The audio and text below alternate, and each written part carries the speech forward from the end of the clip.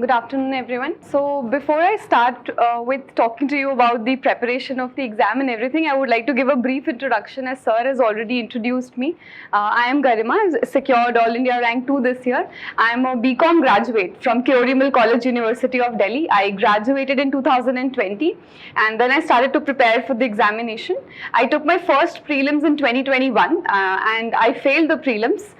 Then I sat for the second attempt in 2022 and I got through the prelims, mains and the interview. I hope you people have seen my mark sheet. If not, I'll just briefly go through.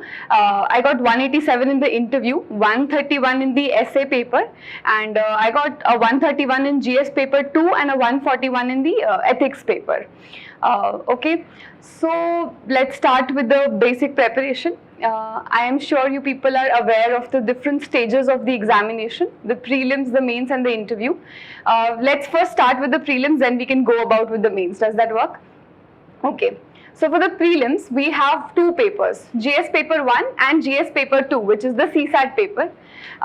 GS paper 1, you people have been reading a lot, I am sure, but we'll also today focus on the CSAT paper, which is the reason why I could not qualify in my first attempt. And so let's talk about paper 1. So I'll just go through my basic book list, which I used, and it can be I am sure you people have known the resources because it's very common, everyone goes through it. But I'll just say it on my own so that you have a commitment towards that you have to go through those books. So starting first is polity. I did the basic Lakshmikant book for polity.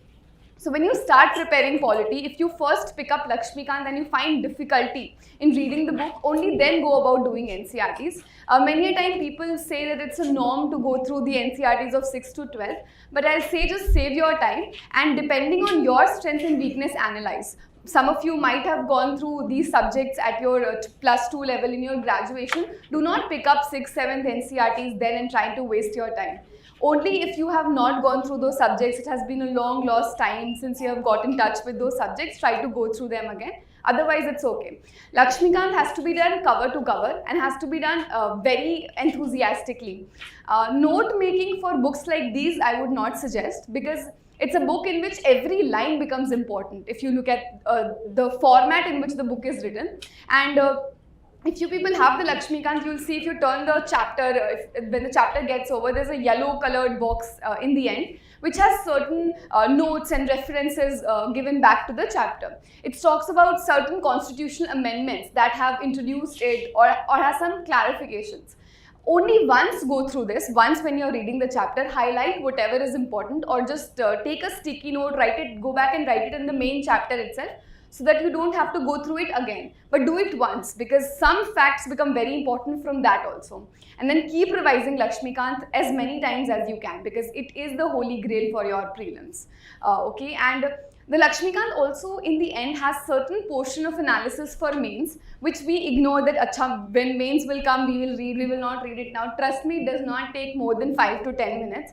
Please do give it a read even while you are preparing for pre because when you come through the main stage you will not find a lot of time to go through the basic books again and at that point of time your passive memory will recollect. So just go through it once and a better understanding, so a better integrated approach of both prelims and mains helps you also in your prelims. And if you look at the paper today of prelims, you will realize that analytical portion becomes very important. Your applied knowledge becomes important, not just what you learn, the basic facts. So go through that.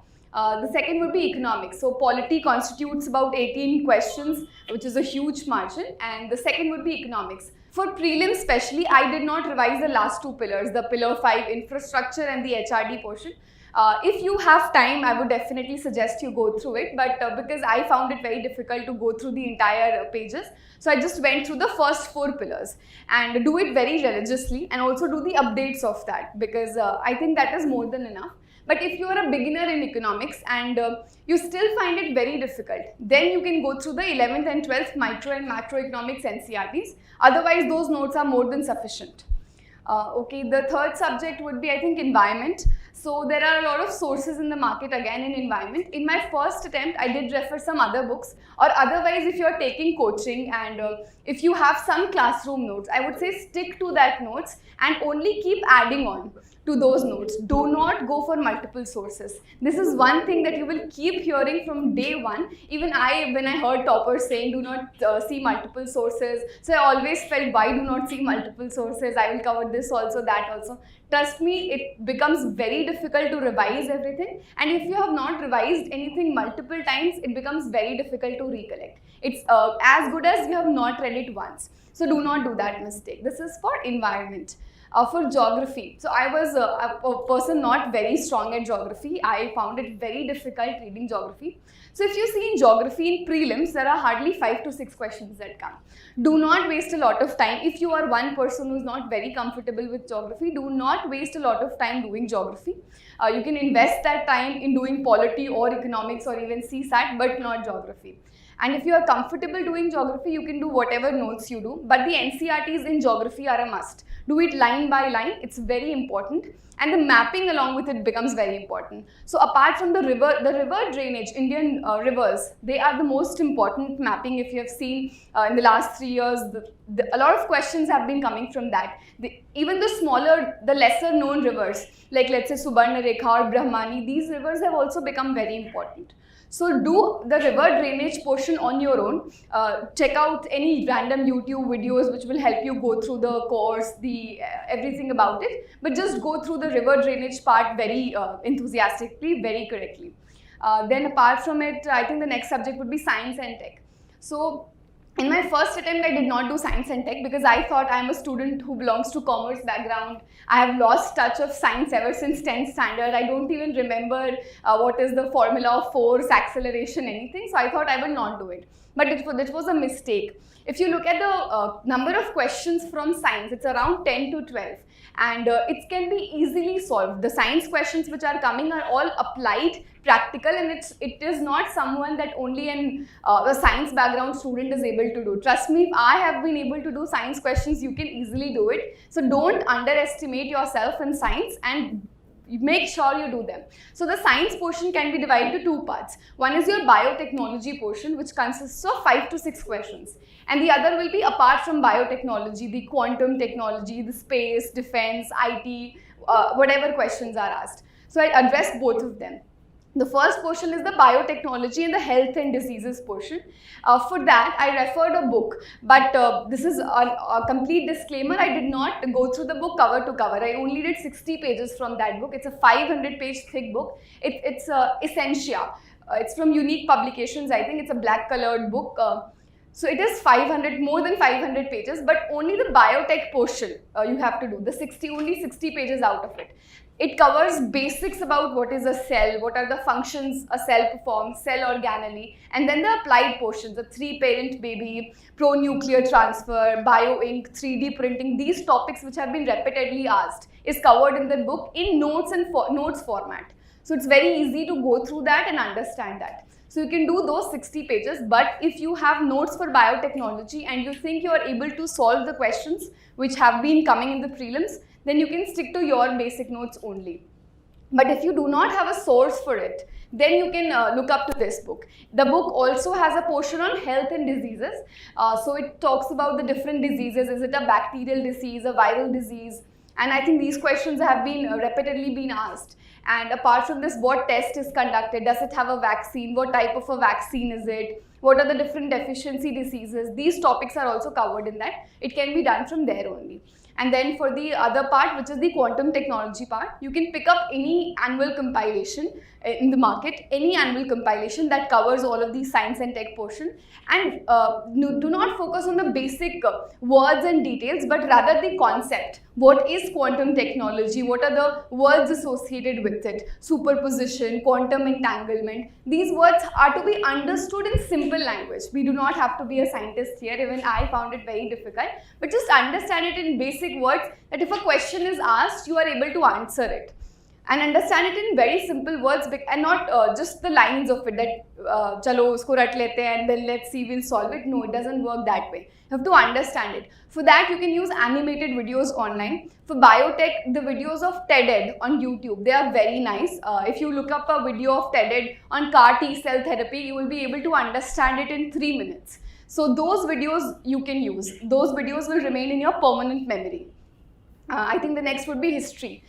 So for history, ancient history, I did the R.S. Sharma book and I made notes out of it. So for books like Lakshmikant, Environment and Economics, I did not make notes because those subjects contribute around 18 questions each. So I wanted to go through them again and again on my own.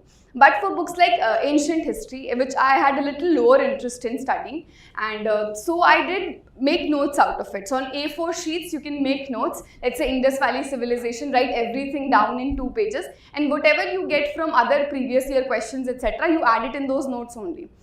Medieval history, I could not do. I did not do medieval history in my first or in my second attempt. I did not get the time to. But I have seen my other friends, they have done Satish Chandra. And you can also do any compilation in the market.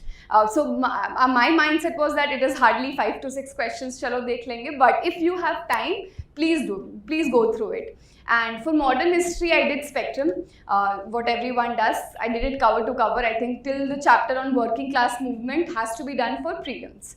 And I try to learn every fact. The dates have also become important. In fact, if you see the Quit India movement, the date of that, today boycott resolution, the date of that. So if you read it very, making a chronology of it, you will be able to remember and actively recall. I think, is there any other subject for prelims which is left? Current affairs, right? Okay. So current affairs, this is a misnomer that we keep on giving so much focus on current affairs. This is one mistake I did in my first attempt. I gave at least 6 hours a day to current affairs, and it is not worth it. Give as much time as you can to your static. Make your static very strong. Polity, economics, environment, science, make it very strong. And even if on the worst day you have a very random paper from all the random current affairs, you will be still able to get through the paper, only on the basis of your static. So your first priority should be that my static becomes very strong. Only then, whatever remaining time I get, maybe 2 hours in the day, I'll give it to current affair. Don't become a current affair material collector in the market. If you go through, and this was a blessing that I did not stay in ORN, I did not stay in Karol Bagh, because otherwise I would also have left, been living in that FOMO. Oh, acha ye material nahi kiya, acha this new material came in the market, ye bhi acha hai, ye bhi le lete. No. So I never could see all these materials, and that is why I never referred to it. So I think it's good to turn a blind eye and just walk straight on that road, not see here, not see there, don't see any material, and trust on your own material, trust on whatever coaching you have taken, on whatever basic sources you are referring, and not become a material collector. You will never be able to revise all of them, and it's useless. So don't do it, just do one material, whatever you are doing. Achha, many people, what they do in the first attempt, let's say they took an attempt and they referred to a coaching material or any compilation, and questions did not come from that. They'll change it next year. It's a luck. Nobody knows which material, and it's not that UPSC picks up questions from any material. You need to trust your source and just stick to one source, whatever font or thing you're comfortable doing, you can do that. Then let's come to CSAT. CSAT had been a nightmare for me in my first attempt. So everyone told me it's just 66 marks, it's just 35 questions and you will be able to do it. So what I did, I just picked up 3 previous year questions, I solved them, I got 78, 80 in the tests, and I went on to give my CSAT paper. I got 65, but I failed. I failed in the CSAT paper, and it was very difficult for me. I think I attempted 5 questions, reasoning and maths included, that's it. And I think 2 out of them would have been correct. I was this weak in mathematics and reasoning because I had lost touch of all of those subjects. So I devoted a lot of time in CSAT next year, and this year I got some 79 point something, not a very good score, but I got saved. So what I did for CSAT is that divide it into 2 parts, reasoning and maths and reading comprehension. Now reading comprehension has been my strong point. Even this year I attempted 33 questions of reading and none of them were wrong. reading comprehension, do it only when you're very confident, otherwise till the last day when your prelims results are not out, you will be in a dilemma whether you have cleared your prelims or not. If you're good in maths and reasoning, even then, if you have been a very nice engineer, IIT, IIM, please practice. Just practice 5 or 6 papers. I have seen my friends who are very good in maths, exceptionally good, still they have managed to get 80, 90, and they have that constant stress. Practice CSAT. It also makes you very, it also refreshes you during the day. You have been reading ancient history and modern history, and then you go back and do some mathematics. It refreshes you. So do that. Practice CSAT every day, I would say. Divide it into reasoning, maths, and the reading comprehension portion, and you do not need to pick up very difficult parts. For those people who did not have maths, you do not need to pick up permutation, combination, or mensuration. The chapters you have not done, don't do it now. Do chapters like ratio, proportion, percentage, age. These are very easy to do. You find it difficult only because you have the initial inertia to not do it. Once you start doing it, you get very interested in doing that. And the reasoning is very, very interesting. It's very interesting. You do all of those blood relations, syllogisms, and for that, you can also refer to YouTube videos. All of those competition videos that come, they teach you some tricks to solve it in like 2 minutes, 3 minutes. You can go through them also. And in reading comprehension, the most important thing is PYQ. In fact, in the entire prelims, the most important thing is PYQ. Again, in my first attempt, I did not have the time to do PYQ, but in my second attempt, I did PYQ. I made PYQ a separate subject, and I did it so extensively. So how I did that, suppose I'm studying polity, so I would go through the PYQ of economics, so that I have a touch with 2 subjects at once, and not just doing polity and then PYQ of polity, because that makes it very monotonous for you. But do PYQs. If not from 1980s, 70s, do it at least from 2001. Do it from 2001, 20-year PYQ.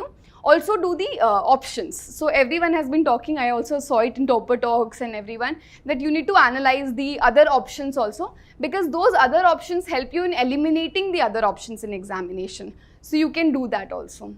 I think that is it for prelims. Do you want me to talk about anything else for prelims? Okay, let's do mains. Let's get to mains then. So in mains, the first paper is the essay paper, and I feel people have been scared of essay a lot, but I was one person who used to write a lot of essays in my school days also. But even if you have not been writing essays, the best way to prepare for essay is solving and writing previous year UPSC essays. That's it. No other essay can match the level of the UPSC essays. So just take out paper from 2017 onwards. Each paper has 8 essays, 4 and 4. You write, you must be having groups, friends, 2 to 3 friends. So we were a group of 3 friends, and we wrote essays on every alternate Sunday, and we wrote essay. We used to peer review the essay. You can do that. Essay cannot be prepared in one day or just between prelims and mains. Let's say if you're attempting the next 2024, you have one complete year. Every alternate day, write an essay. It takes 1.5 hours only, and it will be a good exercise. And only attempt the UPSC essay papers. Once you have attempted, you have peer reviewed, then you can take any reference material from the market. People would have put up online essays that they would want to write, and just collect some material from that. If you find a very good anecdote in that, some very interesting quote in that, you write it down in an online sheet or whatever mode you prefer, online or offline. You write it down and make themes of it. Let's say education. You've collected themes of very good anecdotes and essays for education, for health, for tolerance, for poverty, for women, etc. So collect it in that thematic manner and keep revising it. So you do it for 1 month, and you will see the quality of essay that you write will consistently go on improving. And on the day of the essay, you will not have to worry. Also, for example, I'll give you an example of how I attempted essay. This year there was a question of in the essay about forests are the best case studies for economic excellence. This was one of the case study that was asked. So I started it with writing, of giving an example that how a bamboo plant, when it grows, it has a very small shoot at the top of it, and it does not grow for around 2 to 3 years and then straight away it becomes very tall at once. So I linked it with how the capital formation in an economy or the investment in an economy works. So you will not see the fruits of it very soon. For 2 to 3 years, you will feel that you are only investing money, pumping in a lot of money, but then you will start to see it all at once. When you reap the benefits out of it. So this is how I connected, and this can only be done when you have practiced a lot of UPSC essays. So do that, only that would help you. I'll also write a detailed strategy on essay and I'll share it with you people. You can go through that. GS1. GS1 is one of the most scoring because it's clearly bifurcated into art and culture, history, society, geography. So how I prepared these subjects were, you take a printout of the syllabus and each and every word should be covered. So what you can do for them, for example, for culture, you've already went through culture in your prelims, but this time try to focus on, for mains, try to focus on diagrams for the culture portion. Even for history, you have gone through spectrum, you do not have to go through anything new. But if you see the book of spectrum, there are boxes in which quotes are mentioned, a lot of quotes. Try to learn 5 or 6 of them, which can be universally used. For example, you can have a quote on how the British government did the drain of wealth. There are a lot of quotes, and if you can remember who gave the quote, it's well and good. So you can remember 5 or 6 of the quotes, and whatever modern history answers you write, you can either begin with a quote or end with a quote. It only adds an element that you have put an extra effort in your answer and makes it more personalized, because otherwise everyone else is writing the content given in spectrum, but you are using spectrum in an optimal manner. So I think that would help you. Apart from this, there was in GS1, what else do you have? Society. Society, again, you can use any material that is available in the market. So you can go through the basic material, but society, you have to make it very dynamic. Society can become very static, but you have to add that element in your answer. So between prelims and mains, we often neglect newspapers. We do not read newspapers, and it's okay if you do not read newspapers. Even if you use social media, everyone uses that Instagram every day. You see a lot of news coming up in that only while scrolling. For example, I remember between my prelims and mains, there was Sudha Chandran ma'am had to remove her prosthetic leg and get it checked separately through the security check at the airport, and it was all over in the news that how our infrastructure is not specially abled friendly. So this thing stuck with me, and then when there was the paper of GS2, there was a question about how our infrastructure needs, how the government and the infrastructure needs to become specially abled friendly. I started it with this example, with this anecdote, and it clearly fit the context, and I did not have to explain it any further because it very clearly capturized and summarized what I wanted to say. So even if you are reading social media, if you are going through wasting your time on that, subscribe to all those news channels in that. Probably do that. So even if you are going through that 30 minutes, it will be utilized. You can do that. And these examples, these anecdotes are very, very useful. So even if between your prelims and mains, you do not get time to do the newspaper thing, you can use all of these materials. In GS1, you also have geography portion. We often tend to only write geography answers in that. But what I did extra in that, I added an element of environment also in that, in the end. For example, if there is a question about the cryosphere and you're writing all of that in that, the troposphere, you in the end, the way forward, you also mention about the environmental challenges in that question. So that only makes your answer very comprehensive. And your answer has to be clearly templated into introduction, your body, conclusion, and way forward. I used a bullet point format. I used 1, 2, 3, 4. Instead of making arrows and writing just bullet points, I think 1, 2, 3, 4 is better because the examiner also gets a clear idea that, okay, you have mentioned 5 points in advantages, 5 in disadvantages. Makes it easier, makes his work easier. So you can go through that also, okay? Then we can come to GS2. Is there anything else in GS1 left? Okay. So we'll go through GS2. In GS2, you can broadly divide it into polity, governance, then we have the international relations and social justice portion.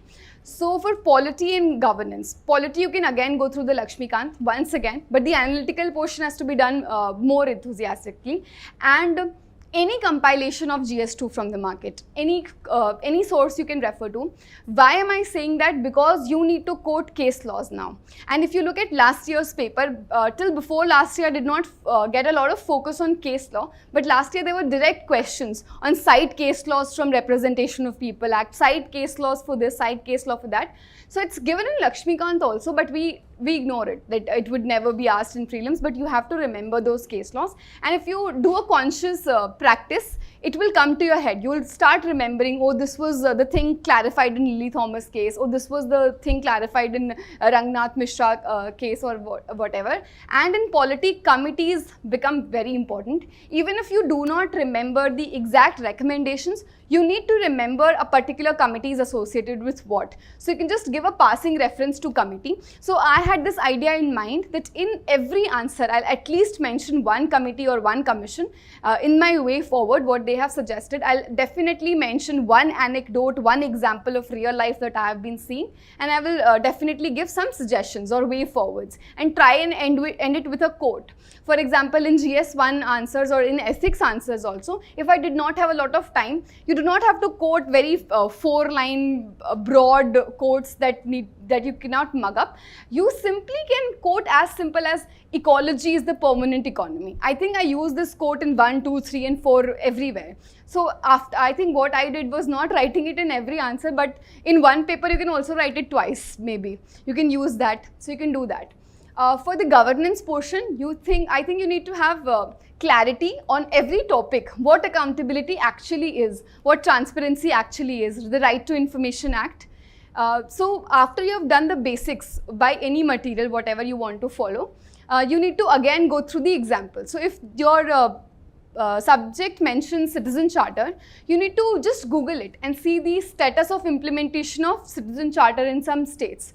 And then you can find that maybe some state has taken a very remarkable way forward in that, maybe made citizen charters available in the vernacular languages also. So that becomes a context of beginning your answer. That if there is a question on citizen charter, you can directly start by saying that recently this government has made citizen charter available in vernacular. So this is the way forward. This is the template that other states can replicate. Because a recent context also makes your work easier. If you have to write an answer in 7 minutes straight, everything needs to be here in your brain. You do not have to think that, oh, I'll start with a very nice quote. Trust me, it will not come to your mind because of the paucity of time. You need to have these very quick tricks and things on your tips that you can use it as soon as you start writing your answer. Then in GS2, you have the IR part, international relations part. So IR had been something which I was interested in from very beginning when I started this preparation. So for IR, I used to go through, there are YouTube videos of Shekhar Gupta sir, you can go through that. It's just something I did while having my dinner. I just went through the analysis that he said. And sometimes I used to quote what he said in the paper because he gives a lot of references. So you can do that. Or IR, you can refer to some basic material also. For IR, what I did Dipin sir's current affair classes. And I think nothing beyond his notes for IR I did refer. So you can also, if you have taken classes from him or if you gone through his notes, you can stick to those for IR. They are very interesting, and he gives you the correct format of writing any IR answer, of including small maps. For example, if there is a question on India-Sri Lanka relations, how much time does it take to draw a Sri Lanka? India and Sri Lanka, maximum 30 seconds. Just do it and it will make your answer very enriching. For GS1 also, practice world map. You have to be so expert in making world map that you make it in 1 minute, in just half of a sheet. I think you can make it in every question. There is a question on distribution of resources. You can easily make a world map on ocean currents. Everywhere you can make a world map. It makes your work easier and also saves you some time because half of your page is gone in making the diagram, and it has also done all the work for you. So you have to be very well versed with making a map of India in 1 minute, making the world map in a minute, all of that. Then we can come to GS3. In GS3, we spend a lot of time doing economics, but I think in GS3, the other portions are also very scoring. For example, security. Security is very, very scoring. Apart from the basic notes that I did from the market, you can also go through IDSA website. It has a lot of excellent articles on the security issues prevalent in our country, and it also gives you a perspective of the government on those security issues. So it has a lot of good articles coming up every weekend. You can go through those articles. And ORF is also a website that I sometimes refer to. You can also go through that. Now these preparations cannot be done only in that 3 months of mains, and you can utilize your time before your prelims result comes out, pre and mains, that 20 day when you are in a dilemma whether I'm going to clear prelims or not, use it to make a good example notebook, that you have everything on your hand, that I'll use this for GS1, this for 2, this for 3 and 4. In GS3, so economics, you can use whatever material you want. Security becomes important, disaster management becomes important, and environment is important. Again, in science, people start reading something else for science, but if you look at last year's paper and even last year's paper, you will see whatever you have read for prelims would suffice for mains also. So what material you referred for pre, go back to it again and revise it once again. It will be easier for you because you have already done it just 3 months ago. Just do it once again. That's it. Now we come to GS4. I think I got a 141 in GS4, and I did take a lot of effort for GS4. Probably it was one of the favorite subjects. It was lovely studying GS4, so I invested a lot of time in that, and you can also maybe take some help from whatever I did. So what I did for GS4 is that I used a lot of examples from the epics, the Ramayana, Mahabharata. For example, whenever there is a case study which talks about the last mile delivery or reaching the most underprivileged people, I used quote like how Lord Ram, when the Ram Setu bridge was being made by the monkeys, a small squirrel helped with whatever might she could, and Lord Ram was a lot impressed with that. So, which shows the contribution of even the smallest, tiniest being in this world, and how important it is to include every person in your decision, in your policy making. So, this is one very example we have always read, we have always listened it from our family members, from our elders, but we often tend to forget it. So, if you have not, even if you have not gone through Ramayana, Mahabharata, I'm not telling you to go through it. Even if you Google life lessons from Ramayana or ethics lessons from Ramayana, you'll get a list of 30-40 lessons. Just read it. Maybe you are traveling, maybe you're just in the washroom scrolling your phone. Just read it, just go through it, and you will get a lot of inputs from that. There are excellent examples from Ramayana and Mahabharata that I'll share with you also. From Mahabharata also you will see, again in Ramayana I remember one more example. Lord Ram asked Lakshman to learn the art of warfare from Ravana, and also how spiritual he was. So even if you can learn a lot of things from your enemy, how the art of learning is not restricted, never restricted. You have always to be on the learning curve, and even your enemies provide you a lot of ground for that. And for a question on women's dignity and empowerment, you can always quote Mahabharata, how when Kauravas tried to rebuke the dignity of Draupadi, the war took place for righteousness. So you can quote those examples. These would be very interesting. For ethics, also what I did, there is a YouTube channel which is called the School of Life. They have some 3-minute, 4-minute videos, not more than that, and it has very extensive videos on ethics theory. Not everything, but just 1 or 2 liners from that this particular theory says that this and this, you can quote that also. For ethics, also collect a lot of examples of excellent work done by senior IAS officers or people in every field. You can get a collection of all those examples in, let's say, the Better India. These are some magazines where you will get these examples at one place. Even in the Hindustan Times, I think there is a column which talks about the tree of life. You can get its compilations. It has a lot of sayings and lessons related to ethics. So you will have to take a little effort in ethics. I think it will take 5 days of your entire time, but it will give you an edge of about 20-30 marks. For the case study in ethics, do not follow a mechanical approach. Ki har question mein you made that stakeholder. It does not work that way. So think about the examiner. He has been checking so many copy, reading every answer mein stakeholder. He learned all the stakeholders now. Don't use that stakeholder approach every answer. Maybe in 1 or 2 case study you can use the stakeholder approach, but try to follow your own pattern. Make it a little different. And In the case study, try to provide everything for every stakeholder, something for every stakeholder, even if it's a very minute stakeholder. Just write one line for that person also, so that everyone gets a say in it. And use the theories that you have learned for writing in the first 10 answers, the utilitarian theory, the Kantian philosophy, everything. You can use it in your case study also. Why not? Here, while you're taking decision in a case study, you might have thought something, you are taking decision based on that theory, write it down. That based on this philosophy also, even Gita talks about Nishkam Karma or whatever. So if you think there are basic lessons that you have read, let's say you have read Vajpayee ji's book, or you have read some good author, Vivekanand quote, you write it. They were quotes we used to write it in our 6th and 7th assembly classes. We remember it by heart, but you do not use it. Use the preamble.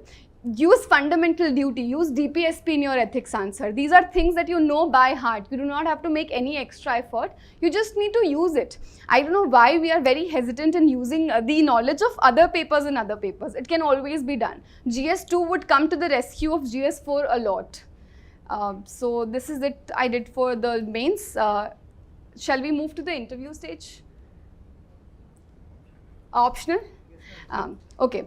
So first of all, decision of optional. I think most of you must have decided your optional till yet. If you have not, for optional, what I did was that before deciding my optional, I was jumping into a world which was all new to me. All the UPSC subjects, because I took 11th and 12th commerce, I never read about these polity or geography apart from class 10th. After that, I never went through it. So everything was new to me. So in that, I decided that I should have a subject with which I am at least familiar. That is why I took commerce. And if you people have the option of that, you can first try and go with that subject with which you are familiar, but not take a subject which is very huge, which will capture all your time, and you will not have any time to prepare for the GS. Don't do that. I know optional is important. You need to get 3, people say you need to get 320, 330. I got a 275 in my optional, but my score in GS is better. So you have to take that call that you want to invest all your time doing optional, or you also want time for your GS. Apart from this, availability of good material is very important in optional. You need to check that. So if someone has an optional, like let's say some engineering, I'm not very aware of the material availability, but people who do not take that as an optional always complain that they do not have good material available.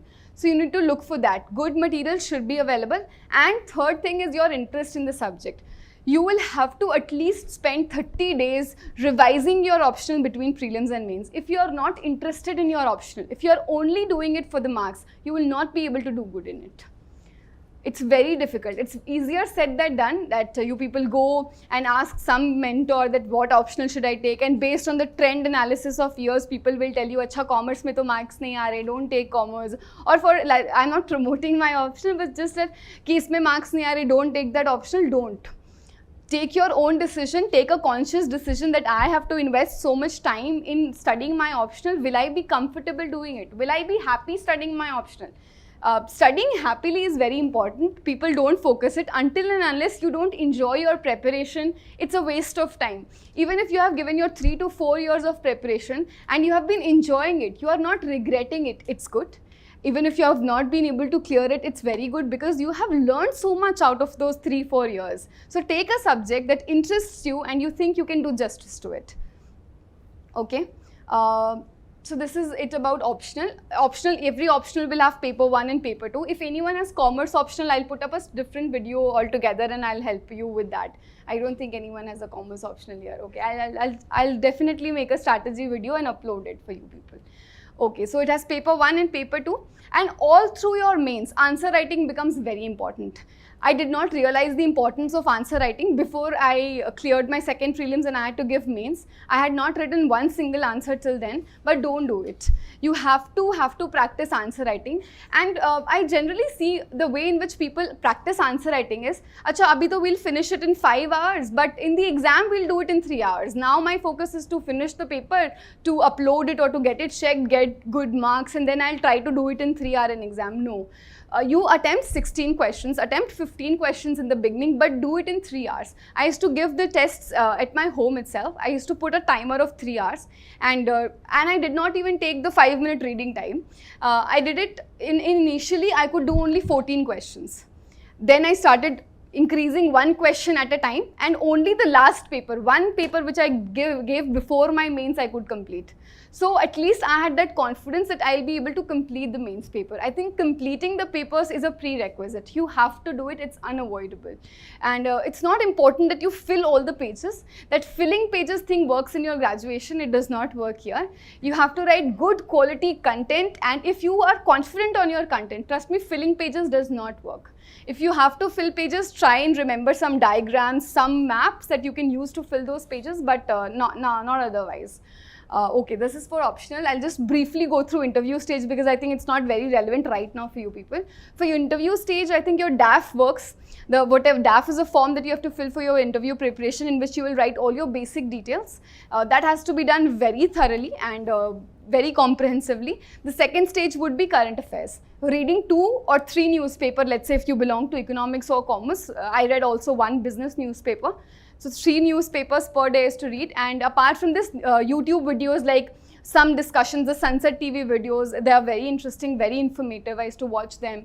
Or the Shekhar Gupta sir's IR discussion. You can watch those videos, and peer discussions with seniors who have already cleared the exam. They would provide you a perspective on how the same answer that you also know has to be communicated more effectively, so that you project yourself displaying the values of a civil servant. That is very important, and that you can fine tune with the help of mock interviews. That helps to fine line everything. See, current affairs, initially you will have to read newspapers. I read newspapers in the very beginning, but for people who find it difficult reading newspaper in the beginning, it will take you 2 to 3 hours, and it's justified because it will give you a 360-degree understanding of what you are going into. It will have, maybe you have started with only polity, but the newspaper also has news from IR, from economics. So you'll also have to Google a lot back then. When I started in 2020, I had to keep Googling. I used to read a newspaper in 5 hours. But your 1 month, you will see it's a complete waste. What did I do? I only did a newspaper. But I think that initial base and that interest becomes very important.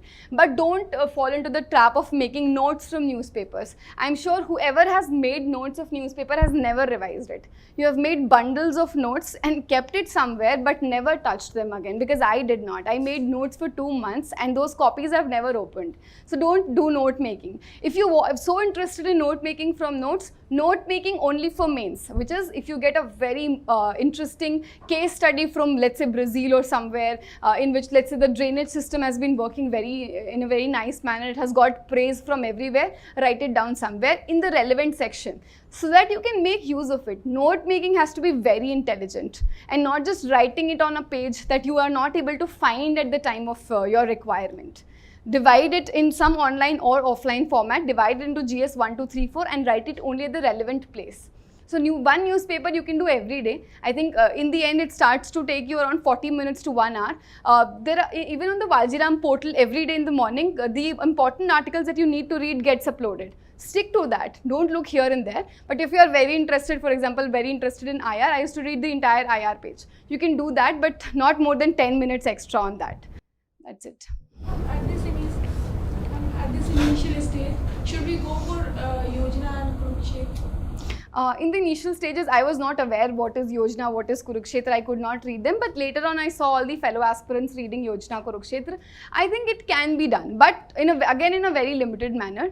So what you can go through is, I think, give only maximum 2.5 hours to Yojana. Just underline whatever seems important to you and keep that edition aside, or just extract whatever. For example, in January there was an edition on millets. I think it's an important theme, and you know that it's an important theme. Only then pick it up. Not every edition of Yojana, not every edition of Kurukshetra.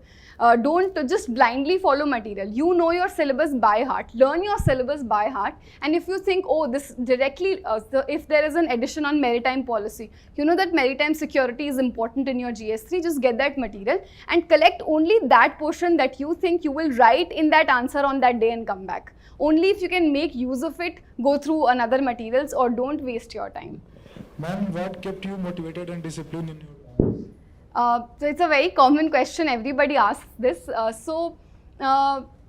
If you are only getting into the service for a certain amount of respect that you want in the society, or because your friends and family have been doing it, you will not be able to motivate, you will not be able to stay motivated. Or if there is someone, your mother or father, who has to tell you every morning that "Uth jao beta, now start studying, abhi hua nahi tumhara, don't sleep," no. So it's a very cliche thing that your dreams are not the one that you see while sleeping, but the ones that doesn't let you sleep. And I strongly believe in that. I could not sleep if I have not completed my entire syllabus for the day. You need to be self-motivated. Why you want to be a civil servant has to be there, ingrained in your heart, that this is the thing that motivates me. This is the vision that I see, poor people who I want to help, or I want to change contribute whatever I can in my capacity. Self-motivation is the biggest thing. No one else can motivate you. So you have to have that reason very clear in your mind, and keep reminding yourself every night before you sleep that it's my own decision. My parents have not forced me to be a civil servant, and I have to study on my own. People should have to come to pull you back, stop you, कि अब हो गया, अब सो जाओ ना, sleep, and not the other way around. At what time do you stop reading the newspaper?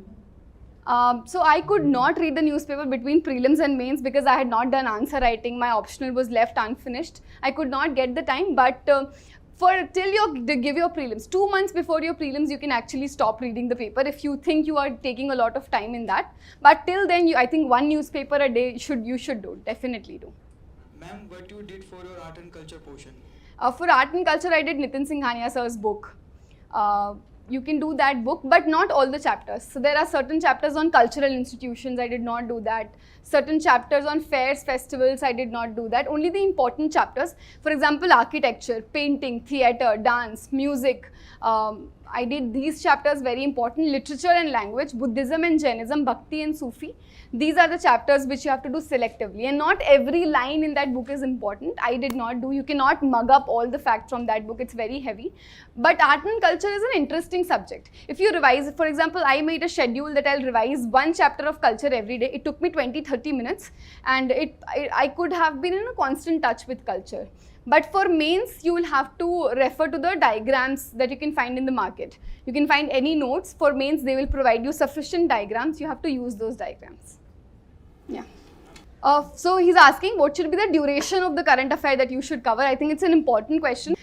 If your prelims is in May, I think 1 year before that, or maximum 1.5 year before that. That is it. Don't start doing current affairs from 2005. It will not work. Just do it maximum 1.5 years pehle se. And the other question was? And the spectrum, that means subject should be given on the most priority. Right. In prelims, your priority should be polity, economics, environment, science and tech, and then maybe history, and then geography, and then current affairs. Note making.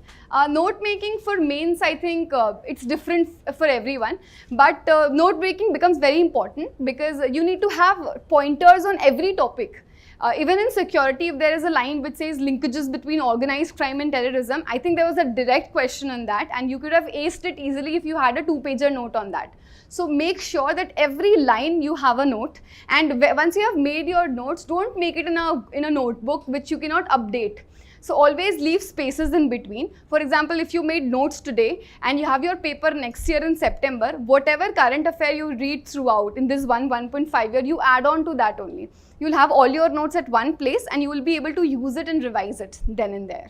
Ma'am, is it essential to do newspaper and current affair magazine simultaneously?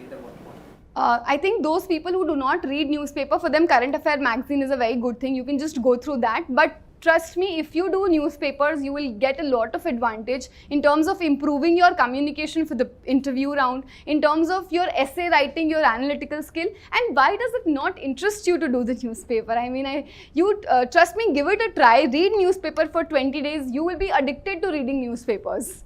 I mean, I personally could not start my day without reading a paper. Should we do current affair magazine accordingly, simultaneously with Yes, if you are not making notes of newspaper, just don't make notes of newspaper. Read the newspaper, and then in the end, in the month end, you can go through the current affair magazine. And because you have just read the newspaper the entire month, you'll also be very well versed with whatever is there in the magazine. So the magazine is only a revision of yours, and it's not one another subject that you have to sit and cry and do.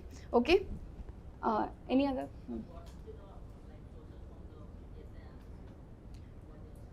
Essay and CSAT. For essay, the source, I did not use any source material. You do use the UPSC PYQ essays. Very important. Pick it up from whatever year, 2016, 17. In your group of 2 or 3, or if you have good mentors, you share it with them, ask their inputs on that. And read up. So if you Google the UPSC PYQ essay, you will find different coachings have provided you the solutions of that essay. You then, after you have solved it on your own, interpreted it on your own, you read those answers of them, and if you find something very interesting, some anecdote, some essay you would like to collect, you keep it at one place as your fodder material for essay. And for CSAT, I did not use any book. I only did the PYQ for reading comprehension, especially for reading comprehension. No book matches the level of comprehension of this. No CAT book, no nothing, no CLAT book, nothing. They are very different. Only UPSC PYQ, and also the official answer key of UPSC for CSAT reading comprehension.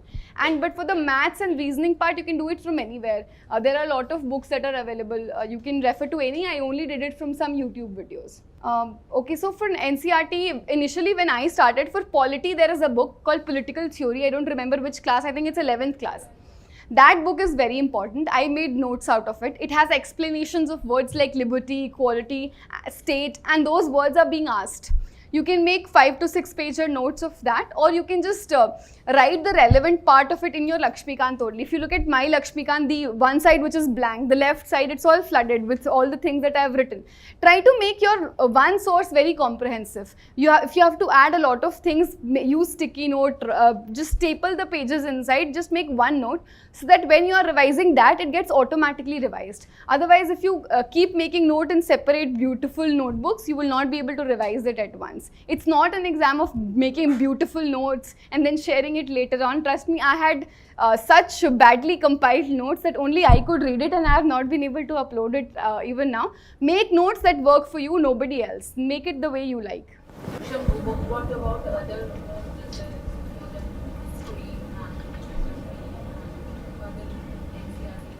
See, for example, if you read ancient history, you read it once, just underline the important thing, then you will have to read the R.S. Sharma book also.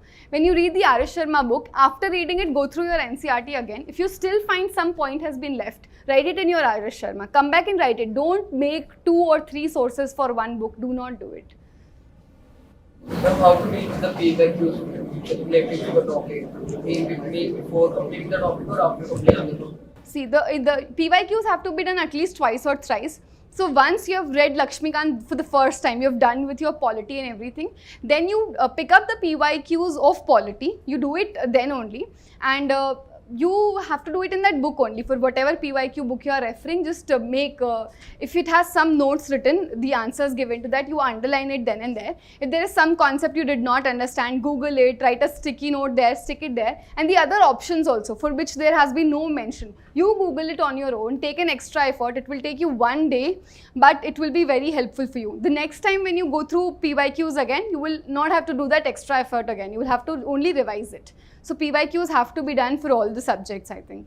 And the PYQ of current affairs, you will be able to analyze that this PYQ was there only because it was in news last year. It's not relevant, so you need to skip that. Ma'am, how to analyze previous year question papers? The analysis of previous year question can only begin once you are done with your entire syllabus and once you have completed your entire subject. For example, Lakshmikant, if you have read all of it, only then you will be able to analyze that what questions have been asked from the book itself and what were inspired from it. So once you need to finish your basic syllabus and then you can analyze the PYQ. And how to connect with syllabus and question papers after completing the whole syllabus first?